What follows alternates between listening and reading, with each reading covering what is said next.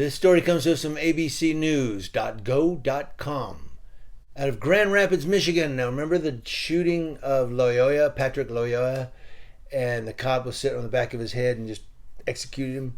Do you want to know what the police union thinks about this incident?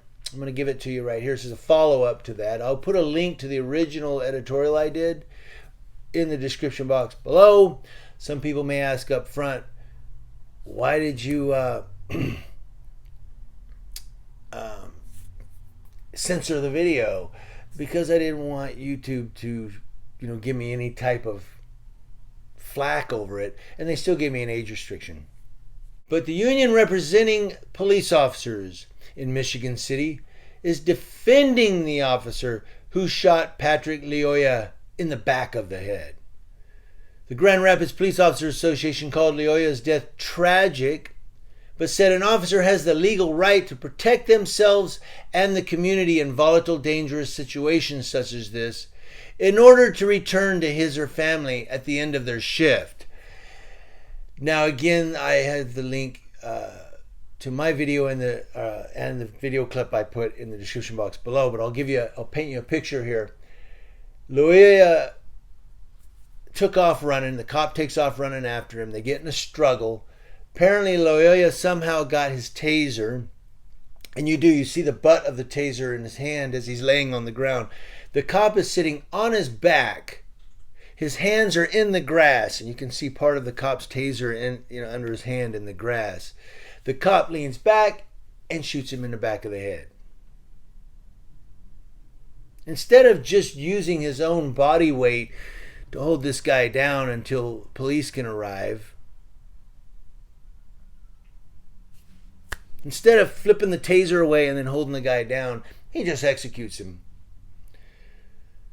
So how is he protecting the community by, from a guy who he was sitting on his back and the guy was face down in the grass? What, was the guy going to shoot the taser across the street and hit the bystander or something? Meanwhile, a city commission meeting abruptly ended Tuesday night as residents used profanities and expressed anger over Lyoya's killing. Police Chief Eric Winstrom watched from the rear of the room. Yeah, he was hiding out. He was like, oh my God, don't tell him I'm here.